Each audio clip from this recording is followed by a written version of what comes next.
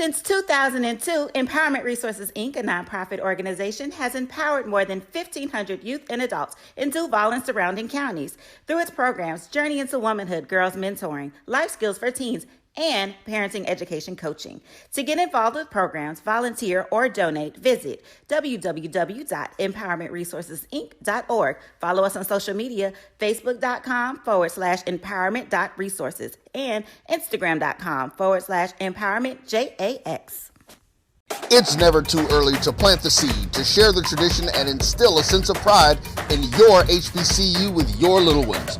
HBCU Pride and Joy Children's Boutique helps you share your school spirit with a wide selection of adorable kids apparel and accessories officially licensed from your favorite HBCU. Visit hbcupridejoy.com and follow us on all social media at HBCU Pride Joy on Facebook and Twitter.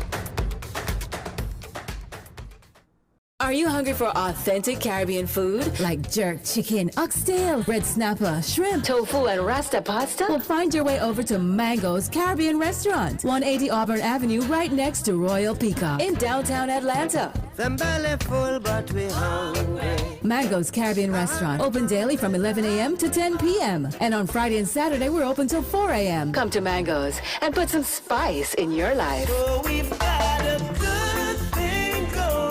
Mango's Caribbean Restaurant, 180 Auburn Avenue, right next to Royal Peacock in downtown Atlanta. For more info or directions, call 404-698-3992 or log on to mangoscaribbeanrestaurant.com. For instant coupons, text MANGOS to 313131. Tell your mama hungry, papa hungry, brother hungry. Mango's Caribbean Restaurant, authentic Caribbean cuisines. Open up the door, tell your mama hungry. Shop Velvet Online Women's Boutique to spice up your closet with trendy, unique looks. We have fashionable and chic looks at very affordable prices. Velvet Boutique offers free shipping all year long on all orders. Shop online at www.melvetboutique.com. That's www.melvetboutique.com. Like us on Facebook and follow us on Instagram. Shop Velvet Online Women's Boutique. I'm returning to Clinton Paris, and Tampa's my community. I grew up here, went to school here, and my wife and I make our home here. What makes Tampa special are its people. So when I represent someone injured in my community, it's personal. Call my office and speak to a real lawyer and not some referral service. I will fight the insurance companies to get the settlement that you deserve. At the law office of Clinton Paris, we take the pain out of being heard. Sugar Chateau Desserts is a specialty bakery located in the Charlotte, North Carolina metro area. We will create delicious and one-of-a-kind treats for any occasion. Sugar Chateau is currently shipping cakes in a jar, offering a variety of different flavors in a single-serve container that can help you celebrate in accordance with social distancing. Place your orders today by calling 803-526-7895 or visiting sugarchateaudesserts.com.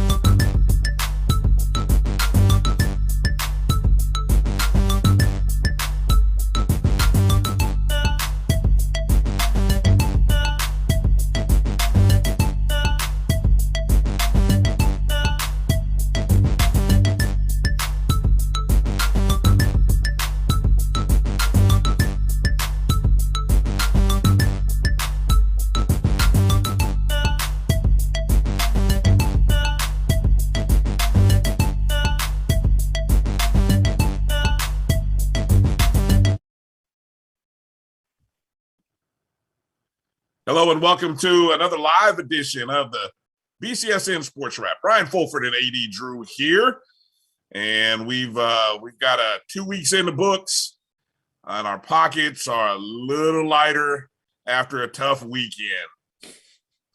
Why would your pockets be lighter, brother? You spent too much at the concession stand? Yes. Too many peanuts and Cracker Jacks. So yeah, definitely. It's a bad beat weekend for a lot of folks. But it's good to be back on with you. And I want to thank you guys for checking us out. I want to remind you to make sure you're following us on all our social media platforms at MyBCSN1, the number 1. And that's on Facebook, Twitter, Instagram. Make sure you are hitting like and subscribe, whether you're watching us right now on YouTube or on Facebook. Also, make sure to download that Jericho Broadcast Network's app. Go to your Google, Apple Play Store, MyJBN or MyBCSN is how you can find it. And of course, all of our podcasts can be found on the BCSN Pod Zone. We've even got our own show podcast, so you can find our shows there. We're everywhere. All you have to do is look us up, BCSN, and I'm sure you'll find it. And we are growing. Yes, the network's growing. Coming up later today in this show, we're going to be joined by Chris Ferguson of D2Football.com. Talk to us about an exciting week in the CIAA.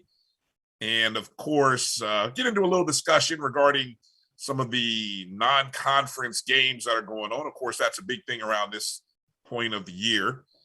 And then also later on, we'll talk with Mo Carter, WZDX sports director in Huntsville, Alabama. And Alabama A&M had a bye week. So one of 2 bye weeks. For Alabama A&M? Yes. Okay. They were not able to get game number 11 on their schedule. So they have 2 bye weeks now. Oh, okay. Without having to play week 0. Gotcha. Yeah. So that'll be for them where so we're looking forward to having Mo join us a little bit later in the show.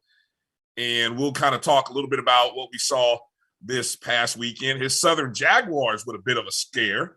So I'm sure there'll be some instant reaction he'll have on that. And then we'll also get a chance to talk about Thursday's big matchup between Bethune-Cookman and Alabama A&M, where the defending champs will travel down to Daytona Beach in my neck of the woods. I got to find a way to get to that game, Drew. That's only about 45 minutes away from me. I've got to find a way to get there. You have no excuse, my brother. It won't even cost you a quarter tank of gas. No, it definitely won't. It will cost me some sleep though for the night. That's why you don't know how to come back after the game. Yeah. Okay. Anyway. Yeah. So that's what the show. And then of course, coming up after our show, make sure you hang around. The debut of BJ Jones inside HBCU football, excuse me, is the name of I believe his show, and BJ Jones will be coming up after us. All right, Drew, we got a lot to get into, and we're gonna try to hit some of these big games and kind of give a big takeaway from the games that we had. And let's start with our Southern Heritage Classic. Jackson State with a 38-16 win over Tennessee State. And Drew, I got to admit, the first thing that caught my eye on this game is that Tennessee State was a 2.5 to 3 point favorite. No lie. I don't know what bookie in Vegas had that. I wish you would have called and told me what book to put that on, because I would have taken Jackson State. And I don't know, what was the over-under, just out of curiosity? The over-under was, I'm trying to recall it. I think it was, I just had that pulled up. I think it was 38. Once again. 38, yeah. Once again, that 7 points, that 7-6 Fairview score by Jackson State was obviously is a one-off. And looks like Tennessee State is consistently in the teens as of right now. Well, what I realized is that game, that line had to be based on previous history, in which I think Tennessee State has won or fared very, very well in favor over top of Jackson State. I don't know the recent history of those two teams. I'm sure you could look it up real quick, but I know last year, of course, it was like 49-44. Tennessee State won that ball game. And I think the year before it was called because of lightning, if I recall correctly. So needless to say, when I saw that, I tried to look, I told, when I'm producing Carlos's show on Saturday, when I saw that, and I sent him a text and he mentioned it in his show, but in all honesty, it was kind of one of those things in the middle of the show. And so when I saw it, I said, I got to make sure I pony up as much as I can. I went to the bank. It's not spending rent money. I did, but I wish I would have, because I would have came out on top on the money line, Jackson State plus 140. So every now and then, if you pay attention, these FCS games, you'll find a gem hidden under the rubble. You know what I'm saying? And there's a lot of rubble down there, but you gotta really do some scrolling and looking. But anyway, yeah, it was there. So let's talk about that game, because, well, there wasn't much to talk about. Jackson State they were the superior team, even though they struggled in the first half. I mean, the score was 10-7 at halftime, but that's when they kicked it in. They kicked it in going into the third quarter. Shedeur Sanders kicked off one of the opening drives of the third quarter with a 67-yard touchdown pass to Corbin III on a 3-play, 70-yard drive. Then he comes back a little later in the quarter, hits Shane Hooks for a 10-yard pass, 24-7 at that point, and it's all Jackson State from that point. Shedeur finished 30 of 40, 362 yards, 3 touchdowns, no INTs. The young prodigy is continuing to assert himself with highlight after highlight, week after week. And it's pretty impressive what we're seeing out there. Yeah, I said this on Dr. Cavill's inside the HBCU Sports Lab this morning. Last week against FAMU, Shedeur Sanders did not look like the 4-star quarterback recruit that he has been billed to be. Yesterday against Tennessee State, he looked like about a 7-star quarterback recruit playing his lights out. And for a true freshman, 2 college games, no INTs, and have your team in the position where you get subbed out in the fourth quarter because your team has such a large lead and you let the 2s play and the 3s play. That's saying something. Yeah, I would disagree a little bit. He did look like a 4-star in spurts, and then there were moments when he looked like a true freshman, or a freshman quarterback in spurts. So there were some definite plays where he looked young, he looked inexperienced, and then today you can see. And I'll tell you what, man, if the young man is making that kind of strides in 1 week, Drew, I'm excited to see what he does. And really, so many schools, you need that quarterback. You need that strong quarterback play. And so if you have good quarterbacking play, it automatically sets your team apart. And then that defense, man, Jackson State's defense, they had 2 guys who really set the world on fire. You had James Houston, 10 tackles, 7 solo, 5 tackles for loss, 4.5 sacks. Jeez. And Aubrey Miller, who I think I read as a Memphis native, 10 tackles himself, only 2 solo. He had 2.5 tackles for loss, 2 sacks, and a fumble recovery. So those 2 guys just wrecking havoc. It's always somebody new. And I noticed 2 games, 2 weeks, Jackson State with different helmets. So now I'm curious to see what's going to happen in week 3. Let's see. Maybe they're going to go back to the tradition. I bet you they don't wear the traditionals until your homecoming. Yeah, you know what? That'll be interesting. I promise my sister. Speaking of helmets, I just got to throw this out. What's up with everybody putting the numbers on one side and the decal on the other side? If you notice that Tennessee State had that yesterday, and if you notice, more teams seem to be going to that? The number on this side and the school decal on that side. Well, I'm guessing that's what Jackson State did. Jackson State had the traditional But they did side and the number on the other. Yeah, they did. They started that last year. But if you notice, Tennessee State had the same thing in this particular game. And I'm starting to notice this for more and more HBCUs with the number on the one side and the school decal on the other side. Pay attention to it. Well, I mean, seeing as how Coach Prime wants names on the back, I think we're moving to a place where we might just put last names on the helmet as well, and just go ahead and just put number and name on the helmet and just kind of get that out of the way too, just so that way your mama who might have bad vision or grandma with bad vision, so that she can really see and she don't have to worry about the jersey. She can see it on the helmet. That works fine when you have a last name like mine, like Drew. That fits good on the helmet.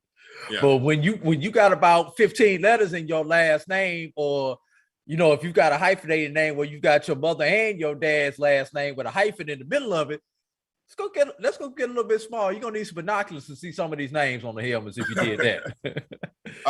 As we peek ahead at Jackson State now 2-0, climbing up everybody's polls, I'm sure. The BCSN rankings, by the way, just to let folks know, don't come out until the first week in October. But as we start thinking about, I think this is a real interesting test coming up for Jackson State next week against UL Monroe. They're going up against an FBS opponent on the road. And, I think that could very well be a winnable ball game, given the caliber of talent that Jackson State has, right? I mean, Jackson State has FBS talent on that roster. Yes. So it is not. That would be a good win for the SWAC in general. The SWAC having had tough times beating non-HBCU schools out of conference. The win by Alcorn against Northwestern State may be the first win, and I'm trying to look prices like 2017 for the SWAC out of conference against a non-HBCU. So that would really help elevate the SWAC brand, in addition to help elevating Jackson State. Yeah, and next week there are 4. This week there were 4 games by SWAC teams against FBS. We'll talk about that in a moment. Next week, Jackson State and FAMU are playing what I will go so far as to say could be very winnable games against FBS talent. I'm just going to say that and just let it sit there for a moment. But I think those are very winnable contests against FBS opponents. Since you brought Alcorn State up, let's talk about that and transition to our big takeaway from that game. Alcorn State rallies to beat Northwestern State of the Southland Conference. Alcorn State was a 2.5-point home favorite in that ball game. They covered. They did cover 13-10. Had to actually do it in the fourth quarter. Felix Harper led Alcorn in I believe it was a 96. I'm trying to scurry and find my notes that I had set up here. It was a 90-play, 96 yards, I believe it was. 96-yard drive. 10 plays, 92 yards, capped off by a Felix Harper run, but they were trailing 10-3 at the end of the third quarter and needed every bit of offense and defense on that long drive there at the end to get that win. What's your takeaway from Alcorn State winning that game against Northwestern State, Drew? Thank God Alcorn was able to get their win, because can you imagine how the reservation would have been if they would have started off 0-2 going into SWAC play? So the ship is not quite correct, has not quite corrected its course in Norman, Mississippi, but at least it's not floating out there floating anymore. It's the motors are churning and they're going the right direction. They just gotta get the navigation, make sure that the wind is right, and keep going along the path that they are going on. And you mentioned, I don't I don't know if you mentioned 2017 being the last time that a SWAC team beat. Don't quote me on that yet. Well, that's what I was going to say. You mentioned that. I don't know whether that was accurate or you were sort of. I'm going off the top of my head. I was trying to find the stat. Well, hopefully I'll find it during break. This is what I'll say. I know for sure because I know I charted this in 2018 and 19. They did. There were no wins. There were no wins by anybody in the SWAC out of conference against a PWI of the FCS caliber, and that's one of the things that we continue to talk about. And I always like hearing guys like BJ Jones talk about this when he constantly says, "Look, the SWAC has got to start winning these games against other FCS opponents." Now, yes, we know the SWAC is not in the playoffs, but in terms of rankings, in terms of recognition, and all these other things that, you want to see happen on a national level, you got to beat these teams. You got to beat. Now, I know Northwestern State may not be the cream of the crop in the Southland Conference, but Drew, I'll tell you what, I bet you that team, as I heard Charles Edmonds said, they walked in believing that they could beat Alcorn and that they were a superior team. I don't know whether they believed it from a player standpoint or from a coaching standpoint, but you best believe there was a little bit of ego and arrogance walking into the reservation prior to kickoff. Last win was September 9th, 2017. Grambling State defeated this same Northwestern State team 23-10 in Grambling, Louisiana. Okay. Wow. That's a heck of a run. Almost 4 years since since a SWAC team has defeated a fellow FCS PWI. So that's huge. That's huge. So congratulations to Alcorn State. And I bet you what, the bye week really helped, because I think it gave them a chance, that extra week, to really refocus and say all that hype that you guys had going into the kickoff means nothing. You didn't earn it. You didn't earn any of it. So I'm sure there was a complete refocus there for Coach McNair and that entire team. And now for Alcorn, they get the opportunity to get ready for South Alabama this upcoming weekend. They're not staring at 0-2. That's another thing. You're not staring at 0-2 going into that ball game. So that's huge. Let's go to another big takeaway. Southern holding off Miles. And I saw this score and I was like, what? We already know Miles giving the SWAC fits last week as they pushed Alabama State to overtime. This week, for a half, they're beating Southern. I believe it was 16-14 at the half. And Southern managed to find themselves late in the second half. Thanks in part, Southern made a change at the quarterback position, the starting quarterback. They went to Bubba McDaniel instead of Ladarius Skelton, who had started 25 straight games as a starting quarterback for Southern. Coach Jason Rollins made the change, decided to go with McDaniel. And in the second half, sticking with McDaniel, it looks like Southern was able to finally come up with 21 unanswered points in that second half and pull away from Miles. What's your takeaway from that game, Drew? It's interesting considering that Miles lost their coach this spring. Dawson Odom's left and Southern lost their coach. Yeah, I'm sorry, Southern. That's right. And I'm getting ready to talk about the Miles coach, so I'm happened to Ruffin? I'm moving ahead of myself.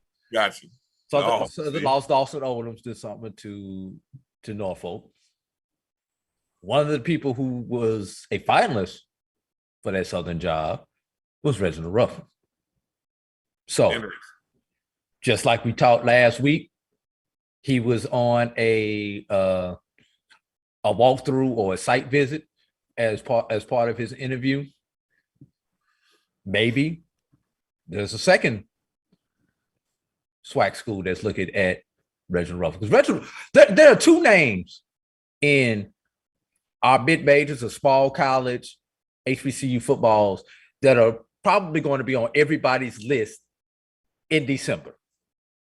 Reginald Ruffin from Miles, Quentin Morgan from Langston. Those are the. Go ahead.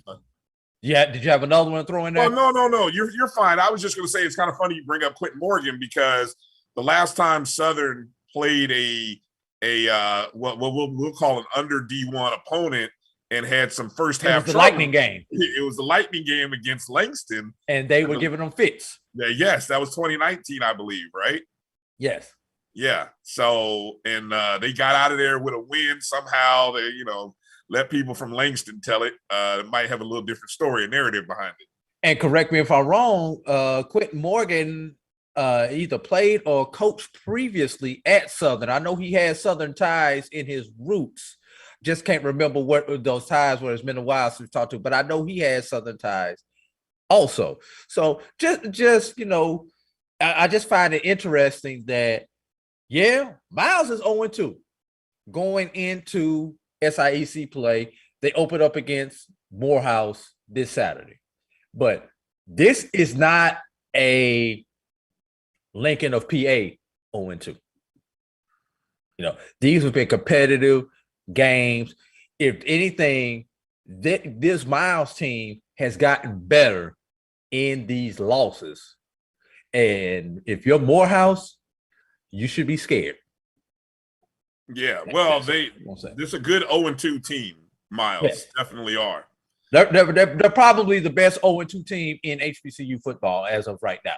I would rank their 0-2 better than, you can flip a coin between their 0-2 and A&T's 0-2. You can flip a coin between those two, and then South Carolina State would be a clear number 3 behind those two. Okay, I like that. I want to give a mention. Southern rushed for 323 yards as a whole in the contest on 39 carries, scored 5 touchdowns rushing. Craig Nelson, 8 attempts, 134 yards, a touchdown. Devon Ben, 13 carries, 62 yards, and 2 touchdowns for Southern. And so Southern getting it done. Congratulations to Coach Rollins on winning his first contest as a head coach. So congratulations to Coach Rollins. Drew, when we come back, I'm going to tell you about 8 teams that were big underdogs on Saturday. And we're going to find out how many of them covered and how many of them, did not perform up to expectation. We'll be back right after these words. You're watching the BCSN SportsWrap with Bryan and Drew. We'll be back right after these words. At Hampton Law, our primary goal is to provide non-traditional yet effective solutions and redefine the approach to client legal concerns. As your trusted legal advisor, we believe in sophisticated, personalized services that eliminate the confusion and complexity sometimes associated with legal matters. Our high standard for client care and concern, coupled with our extensive legal knowledge and skills, make Hampton Law a resource focused on the protection of the client's interest and overall goals. We value our clients and truly enjoy working with them. Visit thamptonlaw.com to conveniently schedule an appointment online. Tamika Hampton Esquire, 1631 Rock Springs Road, Suite 336, Apopka, Florida, 407-494-1471. thamptonlaw.com. Q Time is a classic Atlanta soul food restaurant located in the historic West End. Q Time Soul Food is a family business started by Fred and Christine Crenshaw. Come on in, relax, and sink your chops into our tantalizing, mouth-watering, distinctive soul food with a twist, the Q Time way. 1120 Ralph David Abernathy Boulevard, or call your order in at 404-758-2881. Do you miss your mama's cooking? Then come on down to Q Time, an Urban Passport member. For 200 years, Montgomery, Alabama has been making history by people who had the courage to stand up for change. Today, this riverfront city has been reborn, embracing the past and looking forward to the future. From the National Memorial for Peace and Justice to the stage of the Alabama Shakespeare Festival, this is where history was and is made. We are proud to call Montgomery home, and together, we can be the change. The Cuvée.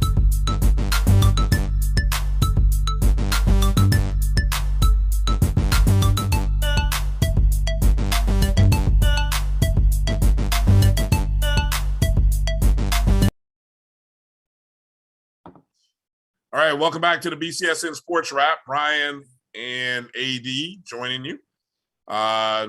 Drew, what's it looking like out there? I know you said got a couple people who checked in with us already.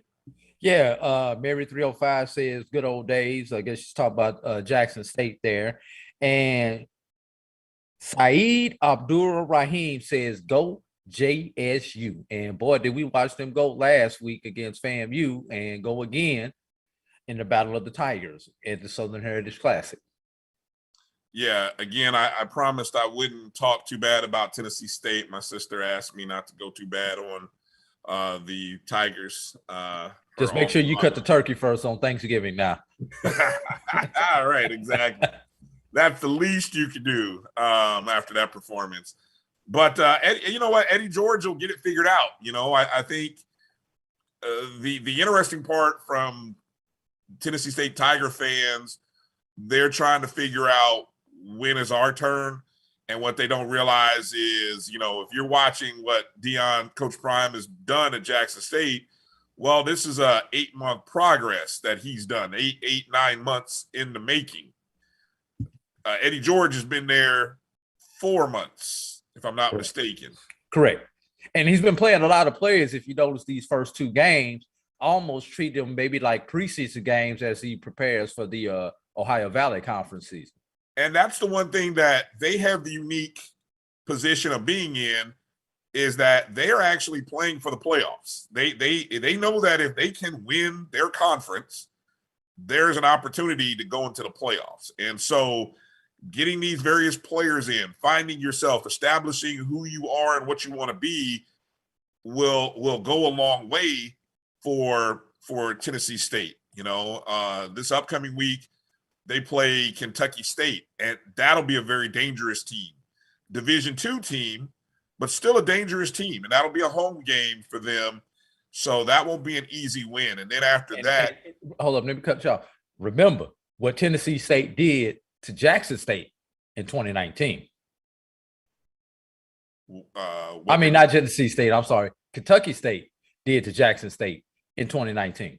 Oh, yeah. I mean, well, Kentucky State is an HBCU FCS killer. I mean, right now under Coach Jackson, they are not to be played with, and we'll get to talk about Kentucky State here coming up in a short minute. But I teased this coming out of the last break, Drew. There were 8 FCS HBCU teams that were underdogs of 7 touchdowns or more. Now, 7 touchdowns, 7 times 6, you do the math, that's 42. So, yes, 42 points, underdogs or more going up against FBS opponents. So, of course, this week 2 was that paycheck week where we had, practically everybody in the MEAC was playing an FBS opponent. Howard's playing Maryland, Morgan's playing Tulane, Central's playing Marshall, Norfolk's playing Wake Forest, South Carolina State's playing Clemson.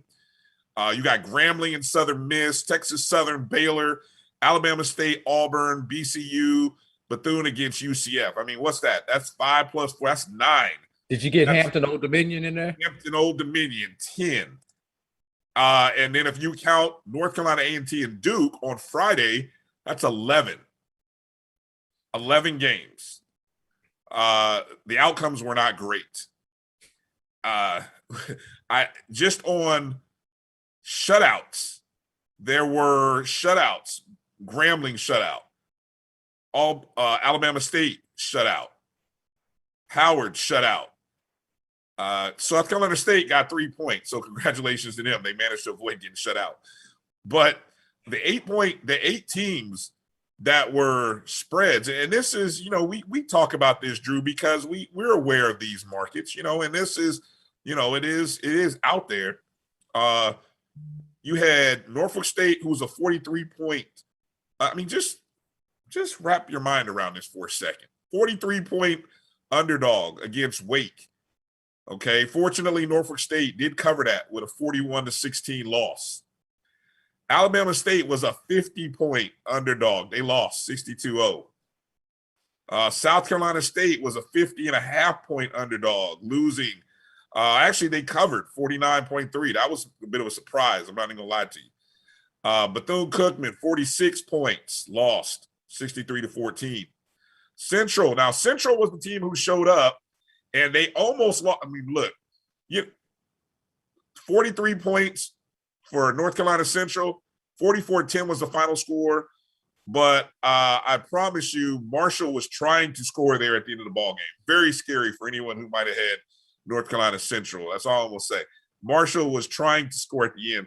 But, like I said, no one takes a knee anymore at the end of ball games. Everybody's got their third unit in, trying to go, They got to get reps. That's what they call it nowadays. Now it's we're trying to get reps. Back in the day, you was running up the score. You run up the score, right. And nowadays it's, we're trying to get reps because of the transfer portal. We got to get reps. Morgan State, anywhere from 47.5 to 49. They lost 69-20 with a touchdown on the very last play of the game. So if you had 49, you were yelling yes, because you got out of there with a push somehow. You got your money back. You didn't deserve to get your money back. That's all I'm going to tell you. But you got your money back on Morgan State. You did not deserve to get your money back. That's all I'm going to tell you. Go check my Twitter timeline. That game was a brutal game to watch. God bless Morgan State going forward. Texas Southern, 44.5. Got blitzed by Baylor, 66-7. Howard, 48.5-point dog, 62-0. I think that might have been the same score 2 years ago when they played Maryland. So that would be 130-something points to 0 that Howard has scored against Maryland. God bless it. Drew, what's your recruiting wars down in the DMV? What's our takeaway from our HBCUs being so badly thought of or so poorly thought of by Vegas? Is Vegas wrong? No. Okay. No, Vegas came out a winner. Vegas is right more often than they're wrong. That's why they are Vegas. That's why they can offer these gambling lines, because they're right more often than they are wrong. Now, with that being said, I want to shift the gear on that conversation. It's almost like, hey, what did you do with your stimulus check when you got your stimulus check? Did you blow it or did you invest it? You just hit a quick pick on the lottery. Did you blow it or did you invest it? You picked the stock and it split and you got dividends after the split. Did you blow it or did you invest it? That's the question we need to be asking these HBCUs after yesterday. Are you going to blow that money or are you going to invest it? Is that money going just to go back to cover scholarships? Or is that money going into facilities? Or does that money go into the money pit that we call the general fund? It's the budget. It's the budget. They budgeted their whatever they plan on doing for the year. I know what it should be, how it should go. But as an alum, we should be asking these questions. Where does that money go? That $500,000 you got for that game, or that $300,000 for that game? Is it going towards scholarships? Is it going to, hey, we need to make some upgrades in the locker room, so we're using some of this money for a capital project? Is it going to supplement coaches' salaries? Or like I said, is it going to the general fund of the school? And, there's no telling where it disappears to once it goes to the general fund. Here's an interesting, and this was a conversation that I was fortunate enough to be in on. And it made me think about the money that you get from these paycheck games. If you want, and this is a game where we look at what's the value. Like, all these games were on TV. So the question is, did you feel good, alumni? Did you feel good watching your team play? Like, if you're an Alabama State alumni, did you feel good watching your team play? I mean, I know the bands played. They were. I mean, but did you feel good? Morgan State, did you feel good watching Drew? You got a hand in there? Yeah, I'm gonna answer that question. Well, wait a minute. You're not an alumni. You're not an alumni of a team who's but I can answer that question as an alumni of a school. Okay. Did we feel good when FAMU went up to Ohio State a few years ago and lost 73-0? No. On TV? No. Not all right, at all. I'm gonna leave it there. Not at all. We've been there. So the back to the point, if you want these games to not, if you don't want to see these games, and trust me, I believe the FBS is slowly moving away from scheduling these games. They're truly separating themselves from the lower tier. And when I mean lower tier, that means the bottom half of the Power Five. They won't even go get the mid-majors, let alone. Right. And maybe FCS schools. They're separating themselves from the Power Fives and the FCS. They don't want to schedule. Like, there's no reason, honestly, for Alabama to schedule Mercer the second week of the season. Except to get the 2s and the 3s some live reps. And so that's what you're doing. And you're not playing these games the first week of the season. But for the big schools, hey, you're getting second and third teams reps. But for the smaller schools, you don't want to lose guys for the season. Yeah. You know, we've seen that happen. Like, I remember last year, I think, or 2019, Alabama State lost guys for the season playing Auburn the last time. Remember, Tennessee State went across to Vanderbilt. Was that 19 or 18 when the kid got put in the hospital? Yeah. Well, I don't know if that was field related. We still don't know what happened on that. But yeah, Southern lost a guy, young man. Unfortunately, I don't know his name. He had a serious accident or a serious injury, rather, playing Georgia. So, that was about 8. I think that was back in 18 or something like that. Yeah. So these games, yes, they help the budgets and the coffers, but they don't help morale. They don't help the health of your roster, because honestly, if you're not sticking your starters out there, what are you doing? You're sticking the second unit out there. God help those guys. Yeah. And your 2s are not as good as their 2s. No. Their 2s, their 3s are probably 1s on your team. Why do you think these 3s go into the portal and sign with our schools? Exactly. And something else, though, there is a solution to this, Brian. Okay. I think you're going where I'm going to go. Every game does not have to be a classic. There's only one homecoming. So if we fill our stadiums at 80% capacity in those other games. Yes. Outside of homecoming. Yes. Outside of the classic, whatever your classic is for your school, then we don't have to go out and get these games. One of the visions of Dr. McClellan. Hey, we could schedule ourselves for those 3 non-conference games.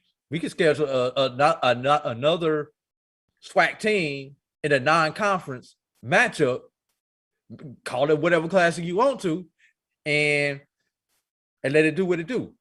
Let's take the resurgence of the Orange Blossom Classic, 30,000+ COVID situation. It's making a comeback. Mm-hmm. This past weekend, Southern Heritage Classic, 47,000. Yeah. So those well-established classics, are they going to continue to draw at that almost pre-COVID levels? Because that's not quite pre-COVID, but that's as close as pre-COVID as you're going to get right now. Because that classic is usually a 50+ game. So, but we've got to be able to do more of those on campus. We got to fill up the games on campus, and that doesn't mean tell Ray to go open up the back gate so that I can get in. That means people buying tickets. That means when the games are being streamed by the school, by Black College Sports Network or whoever, that means tuning in, watching those games being streamed, and then going out and supporting the advertisers who pay for that stream. Mm-hmm.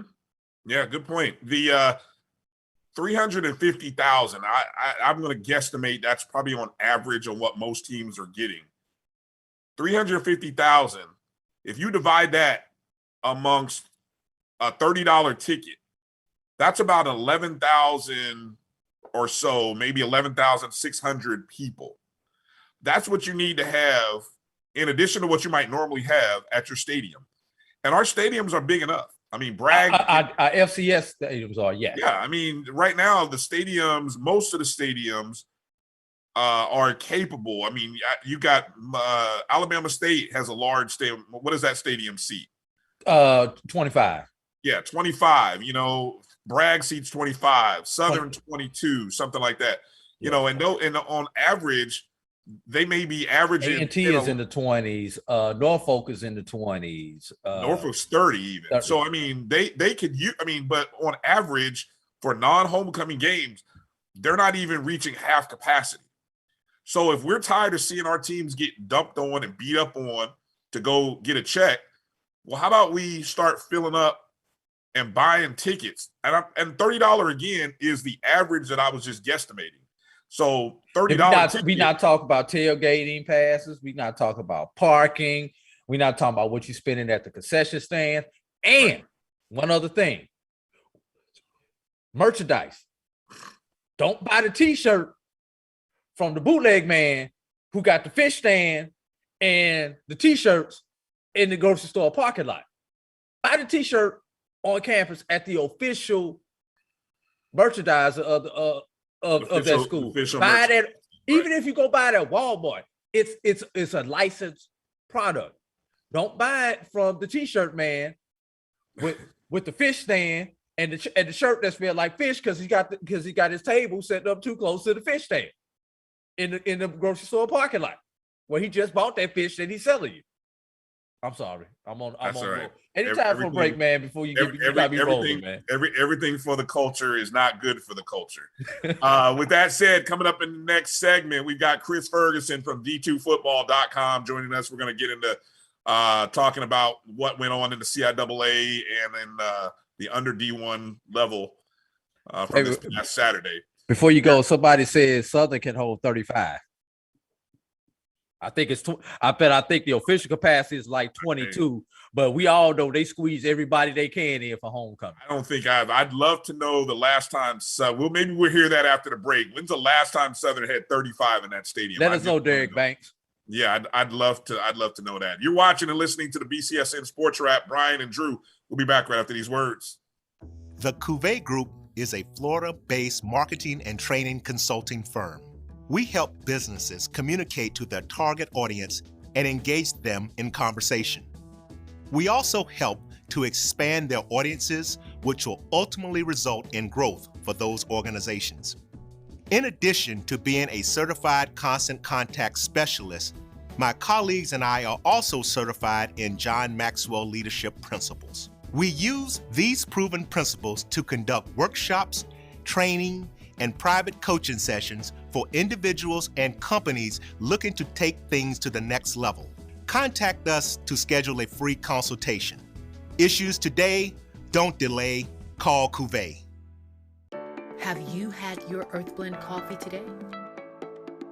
At Earthblend Coffee, we take pride in offering you the very best of beans across the world, blended and roasted to perfection, giving you superior quality and satisfying and flavorful taste. Experience the world in one cup with Earthblend Coffee.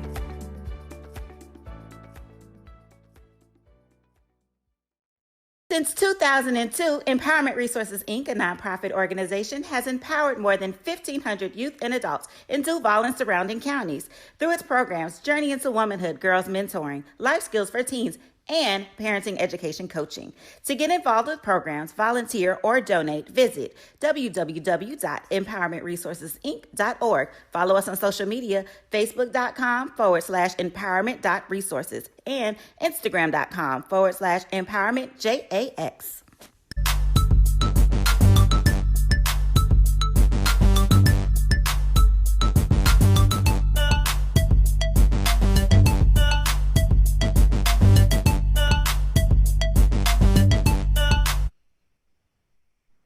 All right, welcome back to the BCSN Sports Wrap. Bryan and A.D. here, and joining us, as you can see, live and direct, Chris Ferguson from D2Football.com. Chris, thanks for joining us on the show. How you doing?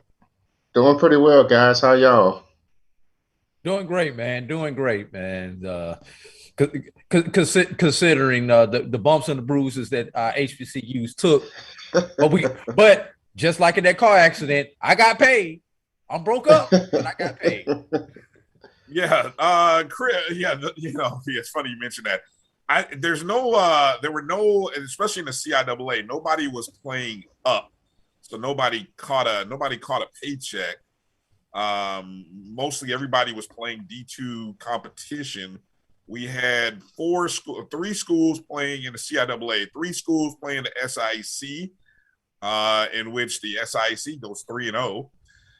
You had one non-conference against Bluefield State. We'll talk about that in a moment. And then the rest of them were against fellow D2 programs, other conferences. And their matchups. Thank you. Yeah. And we are always talking, it seems like, Chris, about the importance of these games because they matter to the rankings. I know Drew always talks about it. You talk about it. Well, we got a couple schools that got a win, but most of them didn't fare too well this weekend. Let's start on the positive. Let's start with the positive being Bowie State, the defending under D1 champs, the highly ranked team that took one on the chin against Dell State last week. They're hosting Saginaw Valley State. They come up big. Talk a little bit about Bowie State and really more so even a little bit about Saginaw and how important that game was for the Bulldogs. So many viewers may not be familiar with Saginaw Valley State. They're a team that plays in their Division II team, plays in the Great Lakes Intercollegiate Athletic Conference. The GLIAC is known mostly for Grand Valley and Ferris State. So it's perennially one of the top D2 conferences in the country. And so Saginaw is kind of known as a team that has its ups and downs. They've been kind of middle of the road GLIAC school for the past few years. And normally when you play out of conference, a CIAA school plays out of conference, they tend to struggle even with those middle of the road schools in other conferences. And so, here they come into Bulldog Stadium, and a lot of folks generally would probably pick a Saginaw Valley to beat Bowie State based on just how the conference has performed in general. In this particular case, though, this is not an ordinary Bowie State team. This team, as I kind of mentioned to some other individuals, anytime you have a CIAA team that probably has 2 years worth of seasoning on it, they have that the core group comes back 2 years in a row. They typically have some success out of conference, and that's what you saw with Bowie State. It was kind of up and down, at the beginning, but Jerome Johnson, the quarterback, threw for over 400 yards, which is definitely something that we wouldn't have seen last year from somebody like him. And they, had a lot of receivers that came back, and Darius Bowman had 176 of receiving yards. And so, Bowie State's defense, they were up to the task as they have been, even out of conference play. They kept them in the game at times. It was incredible. I believe they had a pick six on Saturday. So, this Bowie team is definitely one to watch, even on a national level, because a game like this can show that they can certainly play and win those out of conference games, which is really important for the end of the regular season. Let me ask you something. Now, Jerome Johnson, in the past, when we've looked at his stat line, it's always been 3 touchdowns, 2 INTs, 2 touchdowns, 1 INT. This past week, it was 4 touchdowns, no INTs. What has led to that level of maturity in your opinion? What have you picked up on as somebody who's covering that team? I think his accuracy has gotten better. You did see that stat line last week against Delaware State, when they played at FCS school, and he had more touchdowns than interceptions. And I think some of that was probably just forcing it, right? Whereas against the Saginaw Valley, it seems like the coaches must have saw some things out of the Cardinals that favored them, And I saw some of the passes that he threw. I mean, they were really good passes, and then you also had some really good runs after yards after catch as well. So I think a combination of that and his elusiveness to kind of freeze the defense really helps with decision making and helps with slowing down the game. So I think you just see, Jerome didn't really play at Virginia Wise, quarterback at Virginia Wise when he was there. So really last season, 2019 was really the first season that he got to play a full year at the collegiate level. And I think you saw him take that next step, and that's a huge kudos to the Bowie State coaching staff. Yeah, you in talking about that game, Saginaw jumps out 10-0 in the first quarter, and it wasn't until that pick six by Jordan Carter, 38-yard interception in the second quarter, that sort of lit the spark for Bowie.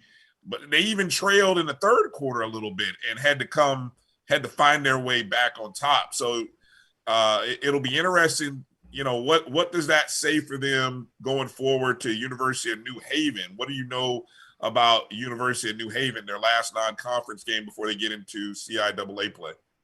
So New Haven they were picked to win their conference, the Northeast 10. New Haven had quite a few individuals coming back. Perennially, they have been a top team in their conference or close to the top. So Bowie State and New Haven actually have history. They've had some really wild games. But in Bowie's favor, they've typically fared pretty well against the Northeast 10 over the last few years. So, I really think it's going to be a really good game. It's a great game for both schools. But I do think that Bowie has a pretty good shot of taking this game as well, going into conference play without a Division II loss. Yeah. Now let me ask you something, Chris. You cover the CIAA. Tawan realizes that we're playing football right now. Bowie realized that we're playing football because they were competitive in game one. They won game two. When is the rest of the other 10 teams in the CIAA going to realize we are playing football? This is not spring practice anymore. This is not fall camp. Right. We should not only be winning these games, but at least be competitive in some of these games. Well, there are a couple of reasons for that, or a couple of explanations. I think some teams are still trying to figure out personnel-wise what's going to work and what isn't going to work. A really good example of that is Shaw, because Shaw is kind of like that threat that everybody's I think not a lot of people are looking at. I certainly am. But they had a change in quarterback at the Wingate game, first game of the season, and then they almost beat a Division I school in Davidson. I mean, they were right there at the end, lost by 2 points. And that was a new quarterback, Christian Peters, that is in there for him now. So, I think there's some of that going on. Virginia State is another one. They lost by 3 points in a much closer than I thought game against Ohio Dominican, which is a pretty solid Division II squad. The defense held them in there, but they couldn't convert in the red zone. And they got two quarterbacks that are still used to playing at the faster level and trying to sort out the running backs. Even though they're seasoned, they're just not there yet on offense. And they played a really tough squad too. I mean, they played Lenore Ryan week 1. That was just brutal. Same thing with Virginia Union. I mean, they almost knocked off Hampton, but then you're playing against a upper echelon Division II school that could easily probably beat Hampton. I mean, in Valdosta State. I mean, so these coaches scheduled up for a reason to get these guys to see how the upper end of Division II plays, because that upper end of Division II, as you kind of saw at West Florida, beat McNeese State. I mean, they can play with some of the FCS schools and not just the bottom tier schools. So I don't think it's a matter of just waking up. Now, if you want to talk about the bottom end of the conference, that's just a whole nother matter. I mean, that's just. I was at Savannah State Livingstone, so I've seen some of it personally. I watched some of those games yesterday. Oh, it It was, you know what? It was interesting to watch because I'd rather see a competitive game than a blowout. I had no interest in watching, and I actually was more like listening to Valdosta State and Virginia Union beyond the first quarter. I mean, because after that, what's the point? I mean, they're already overmatched. You knew it was going to happen, but you got like a Allen and John C. Smith. Fourth quarter, everything just breaks loose. You got a Bluefield, Elizabeth City. Fourth quarter, everything breaks loose. I mean, even watching Winston State and Catawba was an interesting game, and it was just a glacially getting away from the Rams, but it was an interesting game to watch. And those are teams that are still trying to figure out some things as well. So, in short, if I had to sum it up in general, the year off does not help for a lot of these schools. Does not help. That's a good point that you remind us all of, is that none of these schools played last year, and they are probably more affected than the few FCS schools like Alcorn or FAMU or A&T, the schools like those who didn't play in the spring or last year. These D2 schools are probably more affected, than those guys. So that's a good point that you bring up, something to consider. Did Fayetteville State, who lost 40-21 against Wingate, did they blow an opportunity? Because I looked at that Fayetteville State team. Now, granted, I know they were playing ECSU the week before, but, I mean, Fayetteville State looks like they've got dudes who they look like they should be the third best team, or they are one of the three best teams in the CIAA. Let's just clear that out of the way. Okay, so what kind of opportunity did they miss out on by losing to Wingate 40-21? Yeah, Fayetteville State is so frustrating to watch because they have so much returning. I think the quarterback, Carly Lane, is about at par or maybe slightly better than the prior quarterback, who was a 2 or 3 year starter there.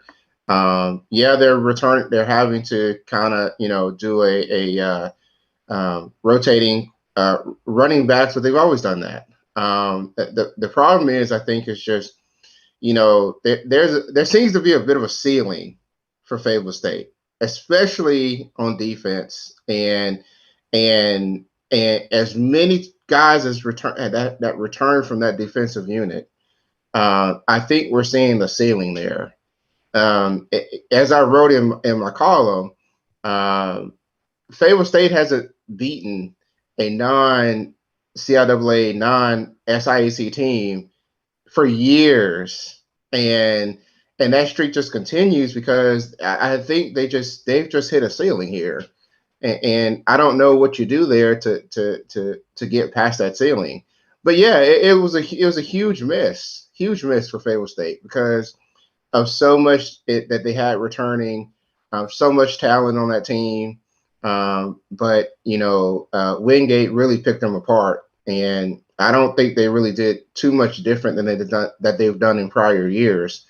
They just simply picked them apart. You mentioned years. You mentioned 12 in the column. I guess now it'd be 13, because I don't think Fayetteville State, by my records, have another non-conference game. I don't think they scheduled a game for this upcoming weekend. And then after that, Correct. They go right into conference play over the next 7 weeks. So the sad streak continues unless they get to the playoffs and win a game. That's sad, man. That's the SIAC and the CIAA. I've long been an advocate for there needs to be, in these first 3 weeks, there needs to be an SIAC versus CIAA week. I don't know why the commissioners and the schools and the admins I don't know why this can't happen. I don't know who needs to sponsor this thing. Maybe we have to sponsor this thing, Drew. Maybe we need to get behind of sponsoring, like the other 4-letter network does, ACC Big Ten Challenge. maybe we need to sponsor a CIAA SIAC challenge. Well, we know they talk to each other because they show opted out at the same time. Exactly. We know they at least conversate with each other. Yes. So we know the conversation is there. We got to make this happen. But this past week, 3 CIAA schools lose. Lincoln loses to Central State 19-7. Johnson C. Smith loses to Allen University. Allen University, who literally 3 wins the last 2 seasons. And now made the jump. Yes, and now they're Division II, taking out Johnson C. Smith, and then Savannah State running roughshod over Livingston. But you forgot the worst loss of all for this CIAA. Bluefield State defeated Elizabeth City State. So wait a minute, and I know we running over, but I gotta get this in. I gotta let Chris get in on this before you go. You got a Bluefield State who in 2 games has their first victory in the reborn program, first time since in 41 years. 41 years. You have Florida Memorial, 62 years, second year back, still searching for their first victory. Chris, please take us out of here on this one. Get your thoughts in on that. Oh, this was horrible. And I watched the game at pieces, and I tell you one thing, Elizabeth City got a real problem because Bluefield dominated that game, right? Bluefield dominated. They were dominating. They were up 21-0 in the first quarter. And then, across the entire game, they had 4 turnovers, and they committed over 130 yards and penalties.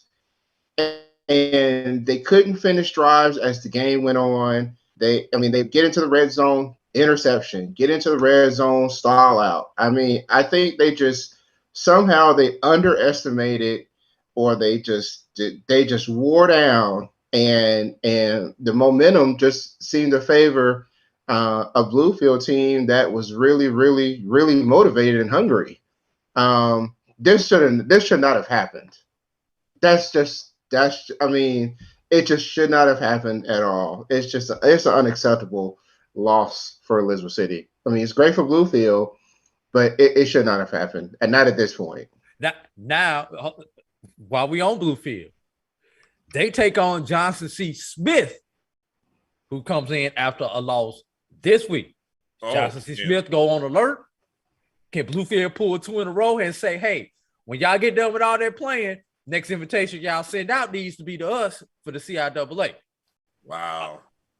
Can I mention something here? Because let me tell you how bad the second worst loss this week was. Allen has not even attempted to kick an extra point this season. So keep in mind that Johnson Smith was unable to convert on 2 PATs, and Allen was able to do a 2-point conversion, and that was the difference in this game.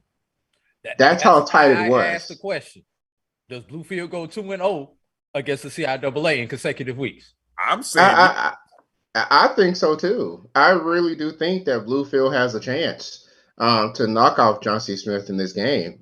Because I do think that Bluefield actually probably a little bit stronger on defense than Allen was, but also Johnson Smith is prone to turnovers, and they're prone to stalling out at bad times in the game, and we kind of saw that against Allen. So yes, it's going to be another competitive game, and I'm looking forward to watching it. I really am. You're a Winston-Salem State grad, correct? I am. This week at North Carolina Central. Talk a little bit about that. Now, what's the history on that? That rivalry, those teams have not played in a decade or maybe a decade longer, if I'm not mistaken on that. 11 years. Okay. That played since 2010. Basically since Central went up. I was going to say that, and they used to play annually, if I'm not mistaken, correct? That's right. What is the sense of the excitement? And this all depends. Like, obviously, the first home opener got canceled against UNC Pembroke, so you haven't had a home game yet. But I'm sure Ram Nation will be traveling to Raleigh. Raleigh is where North Carolina Central is, correct? Durham. I'm sorry, Durham. They'll be traveling to Durham, I'm sure, correct? What's the atmosphere going to be like for that contest? So they actually traveled really well this past week to Catawba, and going to Durham was not any different in terms of distance to go to the game. Yeah, I mean, I expect to see quite a bit of folks there, to cheer the Rams on and kind of see, with another game, if they can have any improvement, particularly on offense. But yeah, I mean, you go and tailgate, absolutely. You're going to have a good time, absolutely. Are you going for a win? I wouldn't count on it. I would count on it, but I mean, listen, Winston has some real issues that they're still trying to sort through. Again, a lot of new faces on both sides of the ball. The biggest question mark is at quarterback. The old saying goes, if you're playing two quarterbacks, you don't have a quarterback. And to me, at some point, they need to choose a quarterback and go with it. And you kind of saw that Cameron Lewis, who came in for Dominique Graves, who was the starter last year, started this game, seemed to have a little bit more grasp of the offense and seemed to be a little bit more productive. And they just kind of pulled him after a while, and they put Dom back in, who ended up throwing a pick six. Pick a quarterback and go with it. I mean, this indecisiveness cost them timeouts. This indecisiveness, cost them valuable points. They stalled out in the red zone too and had to settle for field goals, which is nice to see that they have a kicker now. But nonetheless, pick somebody and go with it. I mean, that just is what it is. I mean, you have an interim head coach that, is probably going to be evaluated at the end of the season. And maybe he doesn't want to. You're right. Second year as an interim and doesn't want to make mistakes. But at some point, you really need to pick somebody and go with it in order to see what you can get and see what rhythm you can build. Well, let's see what happens this upcoming week. 4 schools are on a bye in the CIAA. By my records, you've got Elizabeth City State traveling to Norfolk State, and then you've got 3 schools, Bowie, Shawan, and Lincoln, taking on fellow Division II schools, Johnson C. Smith and Shaw taking on – well, Shaw's taking on Central. We already talked about Johnson C. Smith taking on Bluefield State. And Virginia Union's taking on VAU Lynchburg. So, interesting weekend for the teams at the CIAA. Chris, we can find your work at d2football.com is where we can find you. So make sure to go follow, and your social media at D2KFerg, F-E-R-G. Chris, always a great follow on Saturdays if you want to follow what's going on with the CIAA schools. He is dedicated for those afternoon games and punching out, just flipping.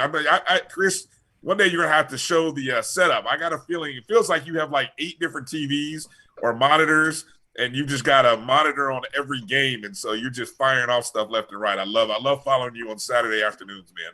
Good stuff. You're very welcome. Always a pleasure. All right. D2football.com is where you can find them. We'll be back right after these words. You're watching the BCSN SportsWrap with Bryan and A.D. We'll be back in just a moment. It's never too early to plant the seed, to share the tradition, and instill a sense of pride in your HBCU with your little ones. HBCU Pride and Joy Children's Boutique helps you share your school spirit with a wide selection of adorable kids apparel and accessories officially licensed from your favorite HBCU.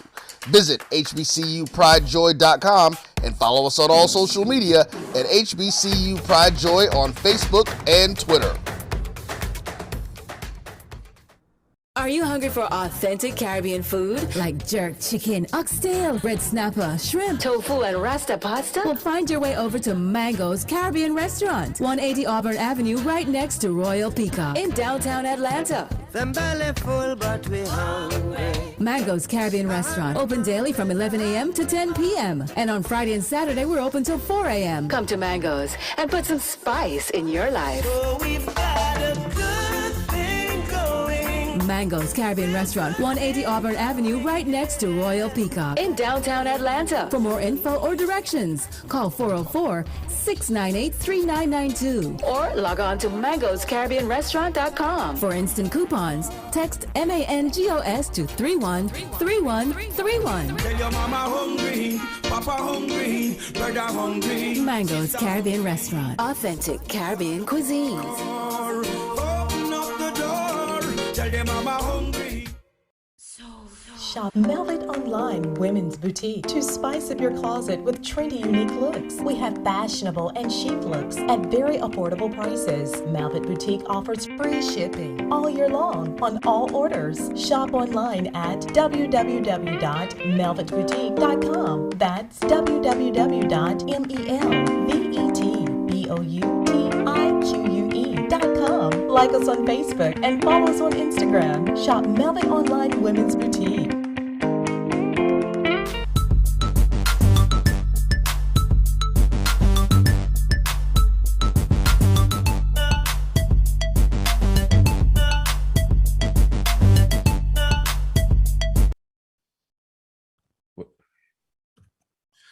All right, welcome back to the BCSN SportsWrap. Bryan and A.D. here. And what do we got? Oh, man. Jeez. Come on, Mr. Bennett, Montre. You leave my Colts alone. Other comments, since you brought that one up. Going back to the stadiums, Julius Nash, JSU Stadium is seats 60,000. Yes, everybody in the HBCU realm knows JSU has the biggest stadium. You mean the stadium that they play in? It's not really theirs. It's not really theirs, but the stadium that they play in, right? Yes, the public stadium that they play in. Dr. Cavill watching, says good information. Thanks, Doc. We appreciate you. Make sure you tune in to Dr. Cavill. You can go back and watch his show from this morning. Also, Tuesdays and Thursdays evening, 7 o'clock Eastern, 6 p.m. Central, right here on the Black College Sports Network.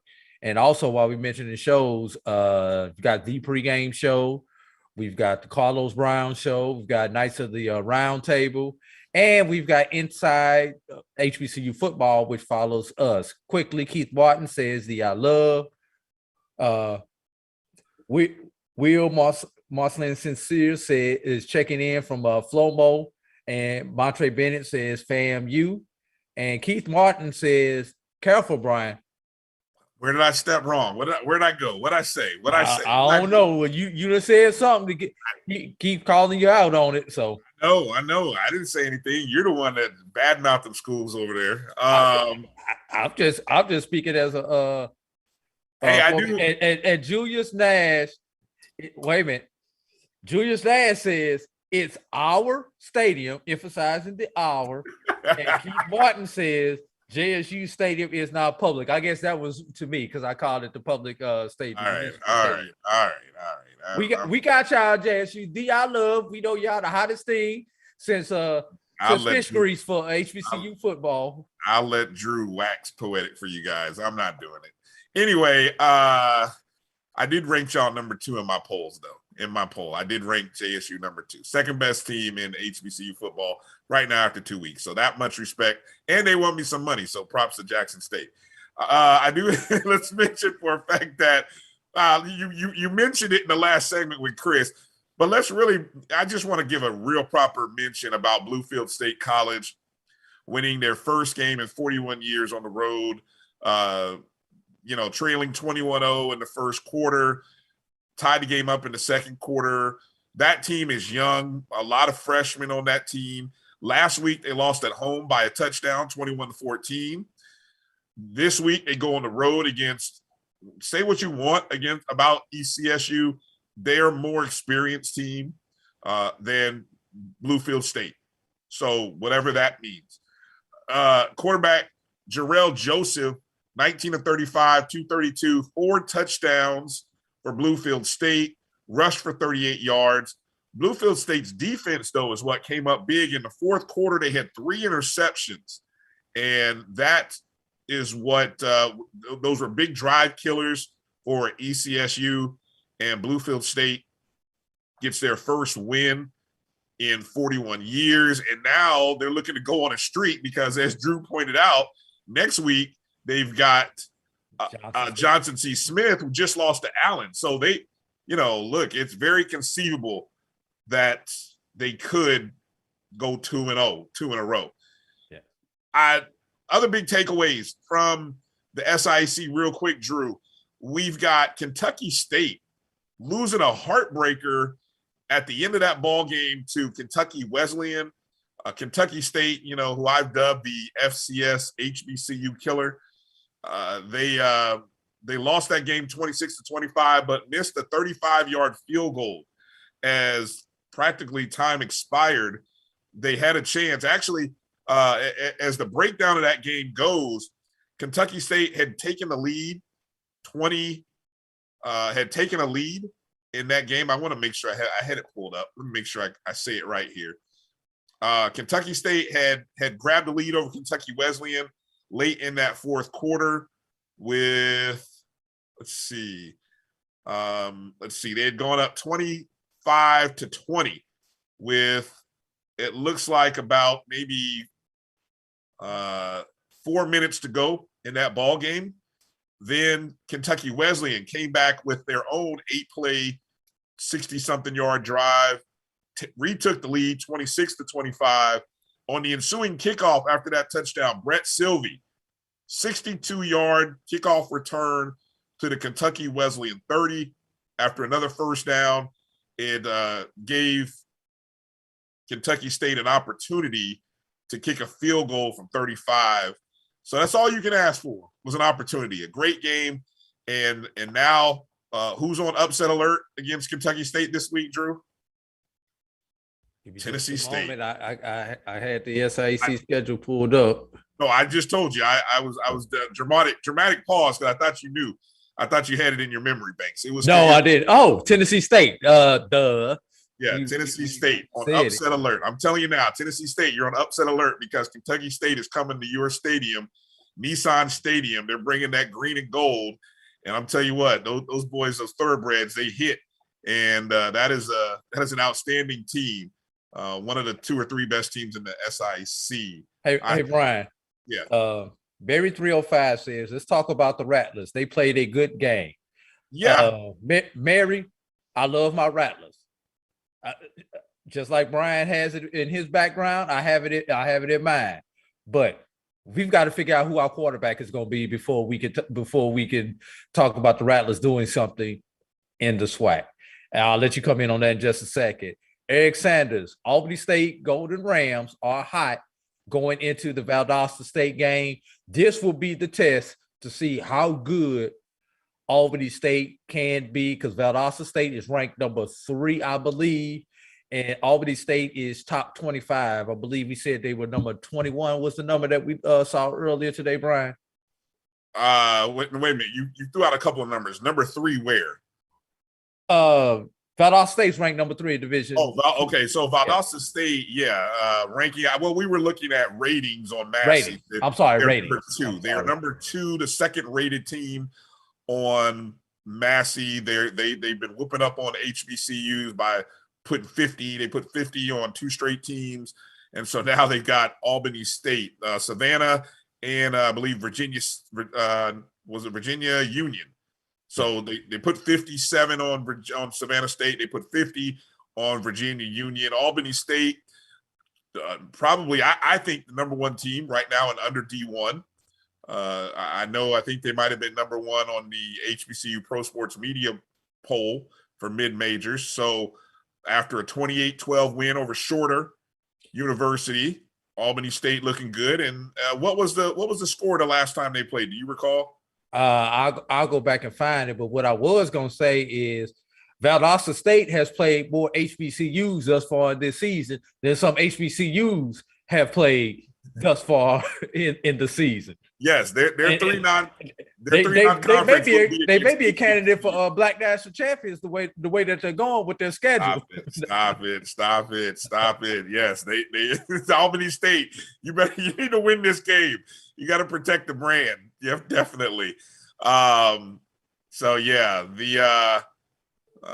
Mary mentioned the FAMU win over Fort Valley State. FAMU's first win in 665 days. The last time the Rattlers were on a 2-game losing streak, they got on a 9-game winning streak, and it started with Fort Valley State. So that was a 7-7 game at the half, and FAMU went 27 unanswered in the second half and pulled out a 34-7 win. So it doesn't have to be pretty, just needs to be a win.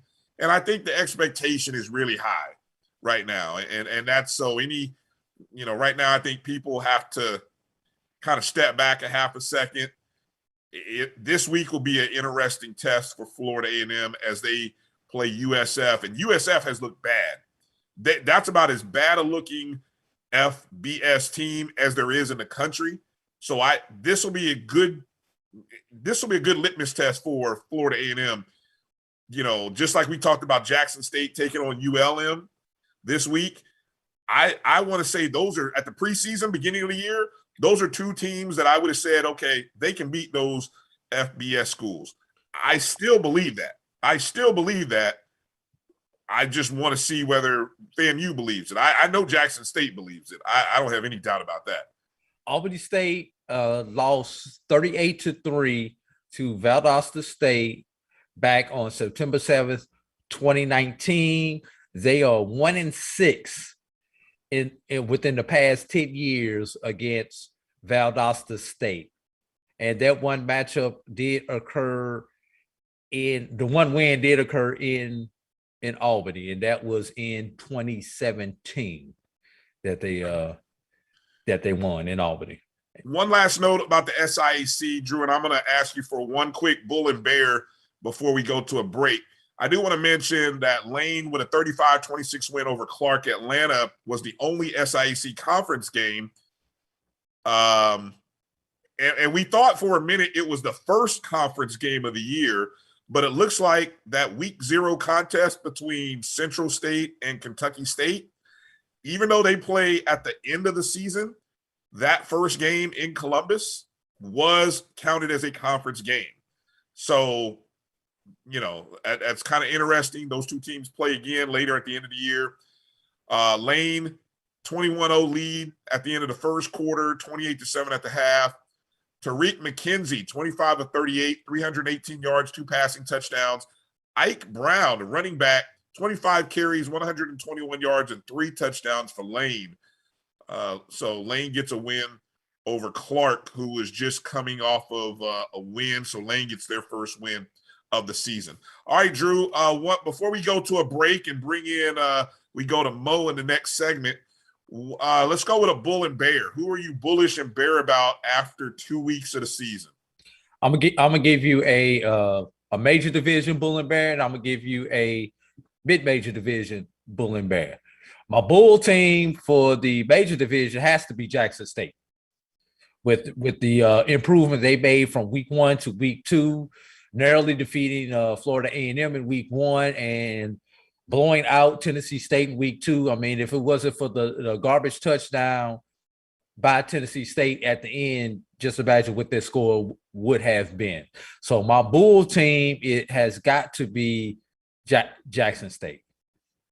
And for my bear team my bear team, I lost my place on my notes right quick.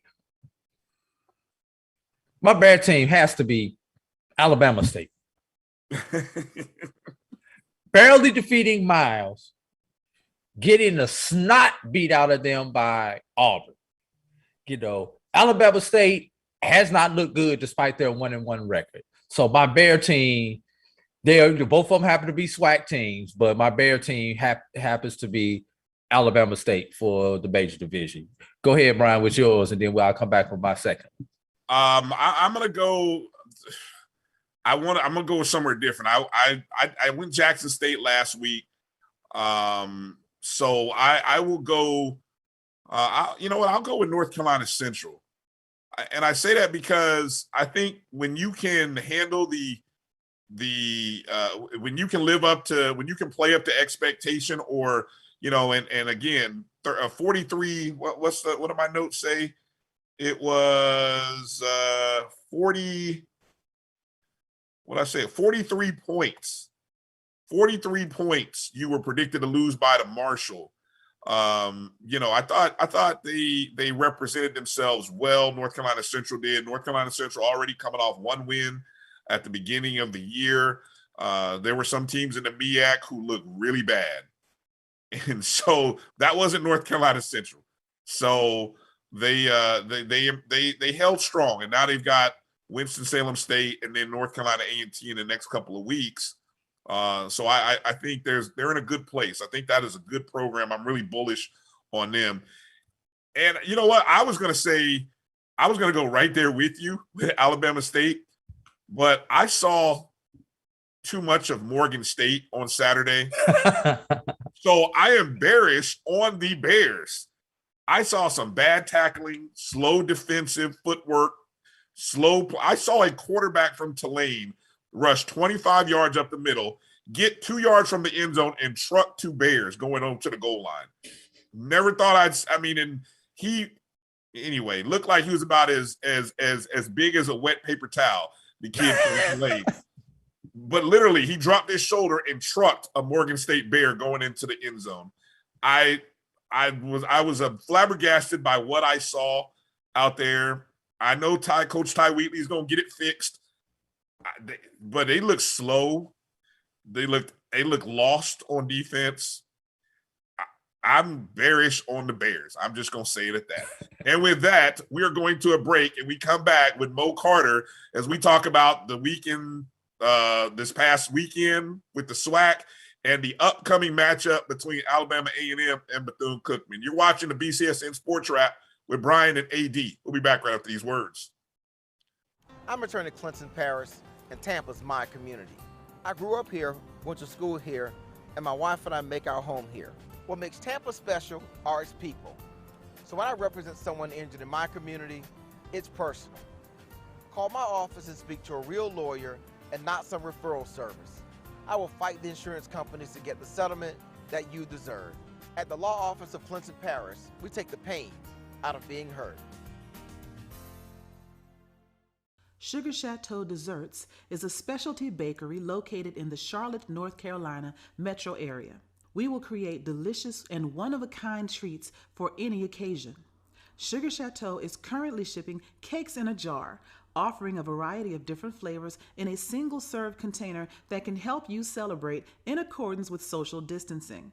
Place your orders today by calling 803-526-7895 or visiting sugarchateaudesserts.com. At Hampton Law, our primary goal is to provide non-traditional yet effective solutions and redefine the approach to client legal concerns. As your trusted legal advisor, we believe in sophisticated, personalized services that eliminate the confusion and complexity sometimes associated with legal matters. Our high standard for client care and concern, coupled with our extensive legal knowledge and skills, make Hampton Law a resource focused on the protection of the client's interest and overall goals. We value our clients and truly enjoy working with them. Visit thamptonlaw.com to conveniently schedule an appointment online. Tamika Hampton Esquire, 1631 Rock Springs Road, Suite 336, Apopka, Florida, 407-494-1471. thamptonlaw.com. Q Time is a classic Atlanta soul food restaurant located in the historic West End. Q Time Soul Food is a family business started by Fred and Christine Crenshaw. Come on in, relax, and sink your chops into our tantalizing, mouth-watering, distinctive soul food with a twist, the Q Time way. 1120 Ralph David Abernathy Boulevard, or call your order in at 404-758-2881. Do you miss your mama's cooking? Then come on down to Q Time, an Urban Passport member.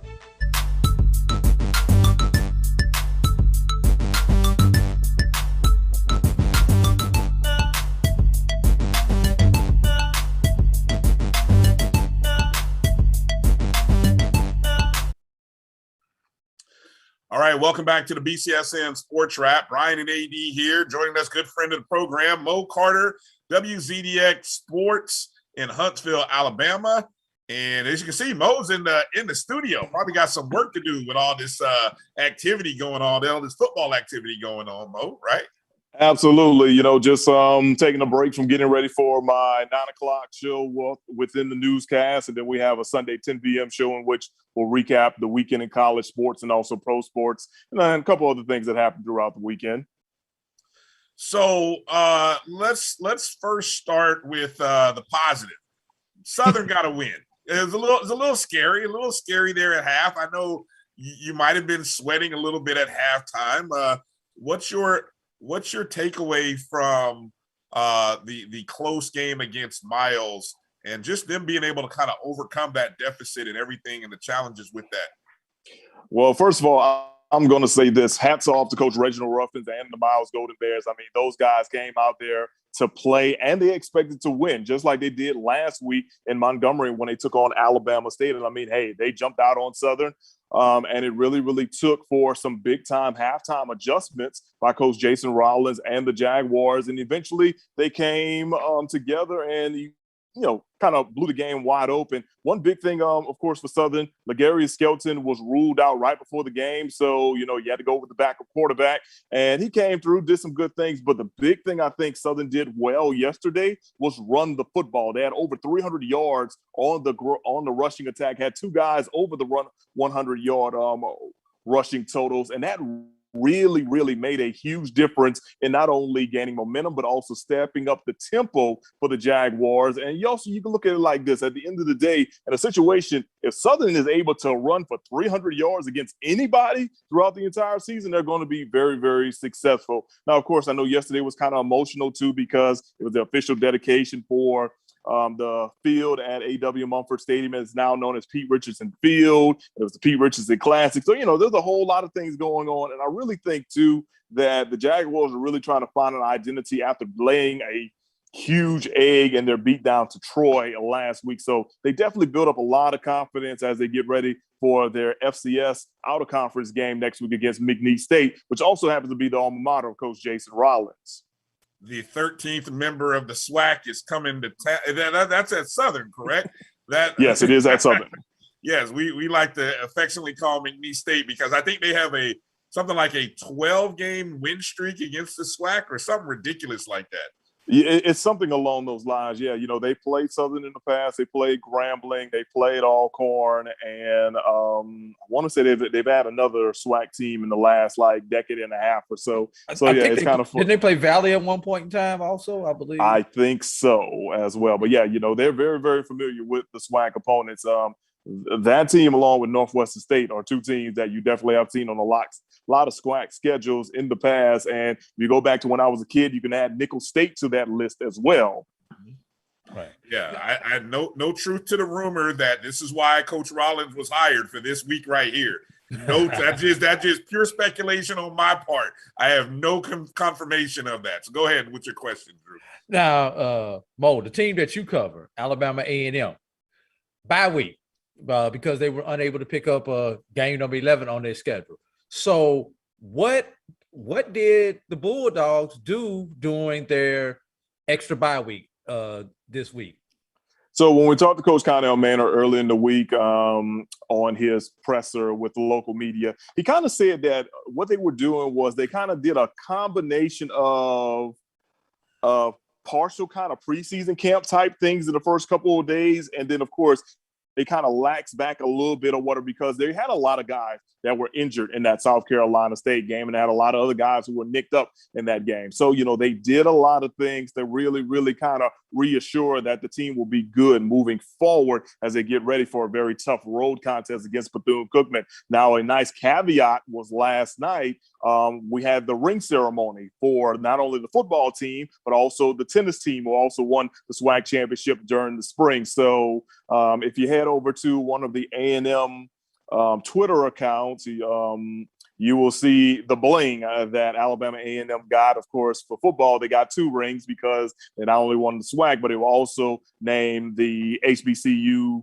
football national champions by various media entities, including Box to Row and the Black College Sports page. So that was something very, very nice and special. As a matter of fact, we sent somebody over there last night. You'll be able to see our story posted either tonight or tomorrow morning on that. So that was definitely good. But then after that, Coach basically said that, hey, once the Monday morning practice comes around, it's full steam ahead on Bethune-Cookman. They've already really kind of been looking at what Cookman's been doing, and they also got a chance to look at Cookman last night in their game against UCF. And we'll kind of dive more into that with Coach Maynor on tomorrow. But a big thing is that they were working on themselves as they got ready for Bethune-Cookman. And you kind of know how it is. It's a short week. So because it's a short week for Bethune, they may be at a disadvantage a little bit or whatever. But then, then again, it's like Bethune has their feet under them. So, it's kind of interesting to see how Thursday's game will come out. Yeah. Now, let me ask you this. The defense. Alabama A&M cannot continue to outscore everybody and be successful. Did Coach Maynor mention anything about what he's doing to shore up their defense? Because, they scored 42, but they gave up 41. Rule says you have to win by 1, and that's all they did was win by 1. So what did you say that about their defense? Yeah, when I asked him about the defense, of course, he said there's some improvements that do need to happen. Now, one thing that many people will not know unless they actually go into the actual stat sheet is the fact that the defense, quote unquote, didn't give up 41 points, theoretically, if you really look at it. They did have a kickoff return for a touchdown. So that's 7 points. And then Brian Jenkins Jr. fumbled a punt that actually led to South Carolina State's first touchdown, if I'm not mistaken, and that put them up 7-0. And then the touchdown that South Carolina State got right before the end of the second quarter, that came because of great field position from a strip fumble. And basically, the defense had their backs against the wall in that situation. Also, too, I don't want to dive into this too much or whatever, but there were some guys who were slated to start that did not start due to coaching decisions along with possible compliance situations as well. I think one thing that is really going under the radar with this whole transfer portal stuff is that your compliance departments are really being overwhelmed with the amount of work they have to do now. So in all safety and fairness, some guys were kind of held out just so things could, be better for the future. You don't want to kind of blow things on a one game. And there were a few injuries as well. So no, when he really balls back down to it, the defense does have to get better. Yes, Aquil Glass can go and throw for 800 yards if he needs to, but I guarantee he does not want to do that. I'm pretty sure Coach Maynor doesn't want to see that either. But they did say they are working on some things with defense, and it's going to be a week in and week out thing. They know for sure the offense can score, but they need the defense to come up big. And as you saw, they did come up big at the end. They did get an interception to seal the game. But the funny thing is, on the previous fourth down play, they also could have sealed the game. The dude dropped the interception. Yeah. No, it's a good thing you brought up the compliance issue, because we know that had an effect with a couple other schools as well. I mean, it had some issues at Southern. I think it may have had some issues at FAMU going into the opening week. And so it like you said, it's one of those things we can't, you're obviously not going to get too much information, at least from the school's perspective. So you're kind of left to kind of catch it from roundabout sources, so to speak. This past week was the paycheck weekend for FCS schools. 11 of our HBCUs picked up paychecks, but they also took beatings this week. I don't know whose beating was the worst or toughest to watch. What's your thought or take on where we are as a conference, as schools, as it comes to taking on these FBSs? Is the check really worth it? Yes and no. I kind of look at it as a glass half empty, glass half full. Because, of course, in most cases, you are going to probably get beat by double-digit points. Now, it does not go for every single FCS squad. You may have seen another team from the state of Alabama, Jacksonville State, went to Florida State last night and won on a Hail Mary walk-off touchdown pass from Zerick Cooper. So, every once in a while you do get those and whatnot. As a matter of fact, I think that's their second P5 win in about a decade or so. in that situation. But as far as us as a SWAC schools, yeah, I mean, the paycheck games, I mean, are they worth it financially? Yes, but you also have to be smart about a lot of these games and whatnot. Of course, we've seen some guys get hurt and not be in the best situation for the rest of the year when it comes to injury standpoint. I mean, I did look at a couple of the games and yeah, the results were not too good, honestly, or whatever. But also, I'll say this too. We can stop. And when I say we, I'm talking about people in HBCU athletics and supporters and fans and alums. We can stop this situation if we find ways to give more back to our universities and also to the athletic programs that we do support. Because you got to think about it. These paycheck games, they're a paycheck, and what they're doing, or they're going into the athletic department to help out with other athletic resources. And it's not just in football or whatever. You see it in basketball as well. You see it in women's basketball. You see it in baseball. So just the football ones are always on the big spectrum because of how large of a check you do get from them or whatever. So yeah, you definitely do get paid. I know, like, for instance, Alabama State, I think they got like $500,000 yesterday. And you got to think, out of that $500,000, they probably got like the whole amount, because all they had to do was hop on a bus and drive 40 minutes down the road to Auburn. They didn't have to do the hotels. They didn't have to do various other things, but that's not always the case in point for a lot of schools and situations overall. Do I see more of them happening? Possibly, but then with the whole change of how things are going with P5 schools, I'm not exactly sure where we stand on with that. And another thing too is, I know we see more paycheck games now or whatever, and a lot of it is because probably, and you guys can kind of attest to this a little bit more, we used to have like thousands of classic games too. Yeah. It seems like those have gone away. Exactly. So with that being said, with a lot of those going away and stuff, you have to still find ways to make the money. You have to find ways to make sure that your athletic department are A-OK. So that's why I'm kind of urging not only the athletic departments, but the supporters and alums. And if and even if you're not either one of those, but you support an HBCU, find ways to support them financially in multiple initiatives, because they definitely go a long way. Let me ask you this, Mo. There was a extra HBCU game in the state. Morgan State came down and took on Tulane in their home away from home in Birmingham. And when I looked in the crowd, I only watched the first quarter of the game. Did not seem like there were a whole lot of people at that game. And Birmingham is a good HBCU market. Tuskegee, Miles, Alabama State, Alabama A&M, all have good alumni associations within that market. Do you think that may have been an opportunity so some of those, hey, let's go watch this other HBCU, since all of our HBCUs, except for Tuskegee, were on the road, just something to throw out there. What do you think about that? Yeah, it could have been an opportunity to go out and support another HBCU, but also I will say this, the decision for Tulane to actually play that game at Legion Field in Birmingham literally was like a last minute thing. I want to say I heard the decision came down either late Wednesday or early Thursday or so. And I think really by then, if you're a supporter or when it comes to athletics, especially for HBCU, you probably were already pre-planned, or already had your plans already set and whatnot. And of course, too, you also have to think about this, and I hate to go into another realm outside of HBCUs, but also during that time, you got to think too, Auburn was playing, Alabama was playing, Alabama State was playing Auburn. And, those games kind of overlapped the time that Morgan State was playing Tulane as well. So, you kind of think about that. You mentioned Tuskegee. I think they played their regular 1 p.m. game down there under the shed and stuff. So, maybe missed opportunity. But then again, it's kind of like, okay, the connection of Morgan State to Birmingham, not so much. And I honestly didn't get a chance to really look at it too much in general, but I'm pretty sure nothing.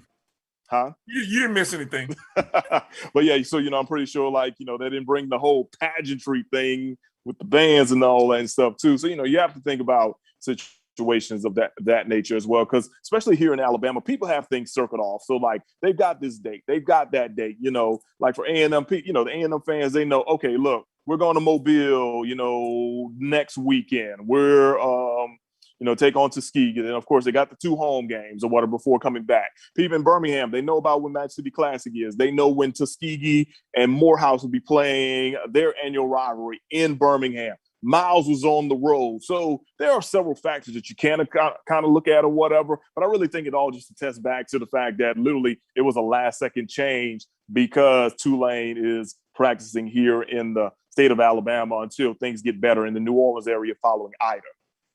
Right. All right, Mo, you're not on the road. You're not traveling down to Daytona to cover this game, are you? No, man, I really thought about it. Of course, I'm usually pretty good with the A&M clique, if especially the coaching staff, if I need to travel with them and whatnot. But because of this wonderful pandemic that we're still dealing with, got to be smart about a whole lot of things. And for those that don't know, I have a 9-month-old son, so I'm not trying to get him sick in any way, shape, or form. So I have to just find ways to be very cautious and whatnot. Because look, if I want him to be participating on Saturdays on the gridiron, possibly in about 18, 19 years and whatnot. I need to make sure he's A-okay right now or whatever to move forward going with that. So, no, I'm not going to go ahead and travel to Daytona and whatnot. I'm going to have to go ahead and just get my highlights off the TV.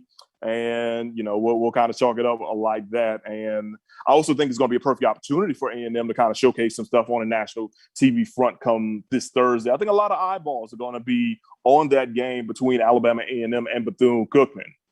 Mo Carter III, class of 38, Southern University. Does he wear 21? I'm just talking.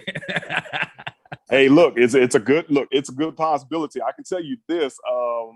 So before he left to go to Norfolk State, actually, Coach Odoms had reached out to me about a week after we had announced that we had the gender reveal as a boy. And it was like, hey, man, congratulations. He may become a future Jaguar. And I'm like, okay, sounds cool, Coach. Just to let you know, we're looking at class of 2037 to 38. I'm like, maybe he'll play under you. And he just sent me a big old LOL. It was like, we'll just see. And all that.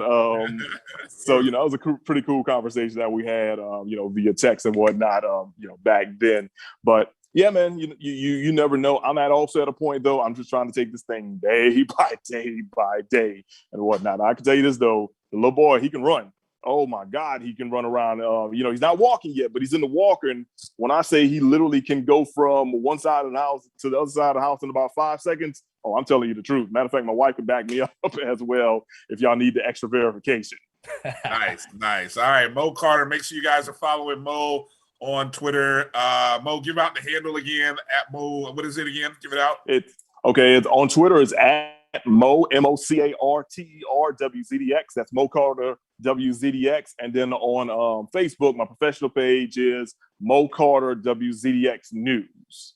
All right, make sure you guys check out the report and see the ring ceremony for Alabama A&M, and of course they play this Thursday night on ESPN, probably ESPNU, I would guess. It's the U.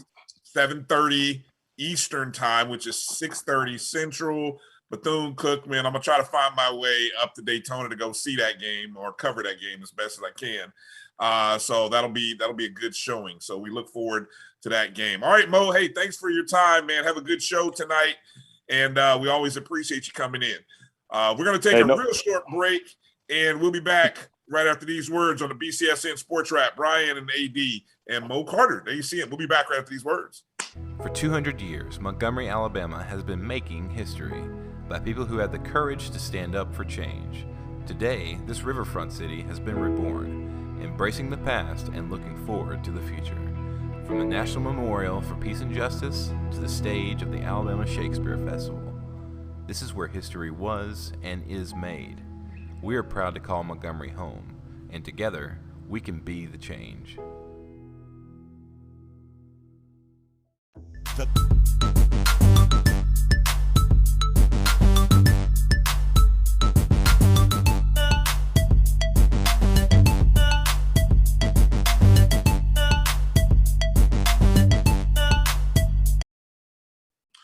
All right, want to give a shout out again to our guests, Chris Ferguson, D2Football.com, and Mo Carter, WZDX in Huntsville, Alabama, for joining us on this show.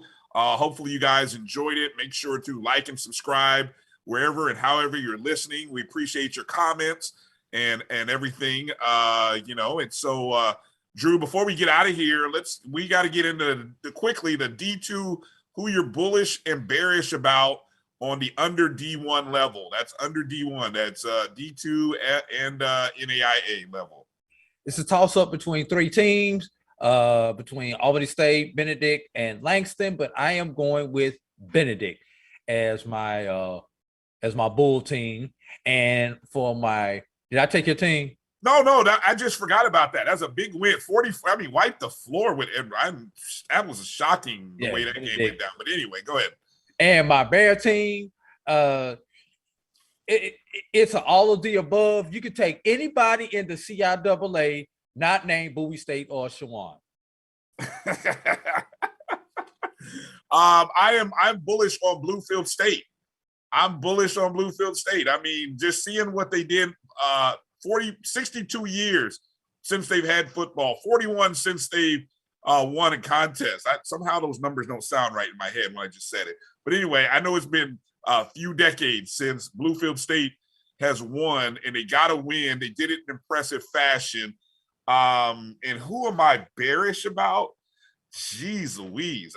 Can I be bearish about an entire conference, CIAA? I just did. Join me. I think I'm gonna have to join you there. I'm hoping for a better showing this upcoming week. Real quick, if you're voting in your polls, does your one or two top teams change in your polls for this upcoming week? Top two teams. My number one, yes, they did. And I'll say it. My 2 and my 3 flipped on my major poll. I flipped my 2 and my 3. Okay. Where last week I had actually about the 1 and 2, but go ahead. Well, you said 1 and 2, so my 2 and my 3 flipped. So my 1 stayed the same, but I have a new number 2 on the mid-major poll. My 1 stayed the same, and I also have a new number 2 team. Yeah, my 1 and 2. Matter of fact, my 2 and my 3 flipped on my vote in the mid-major poll also. Okay, so you stay tuned for that on Monday, the reveal. You can see the full poll by the HBCU Pro Sports Media, major and mid-major top 10 heading into week 3. Coming up shortly, BJ Jones, Inside HBCU Football, will be live here on the network. And we got a full week of shows coming up, so make sure you stay tuned for that. And you'll probably catch another sports wrap later in the week. We'll drop something as we get a preview ready for week number 3. So that's going to do it for this show. For A.D. Drew, I'm Bryan Fulford. Thank you. Like, subscribe, follow, and support myjbn.com/support whenever you can. And make sure you download and stay connected in with the BCSN Pod Zone. That's going to do it for this show. Take care of yourselves. Peace out. I'll holla. But my beats, they are hard.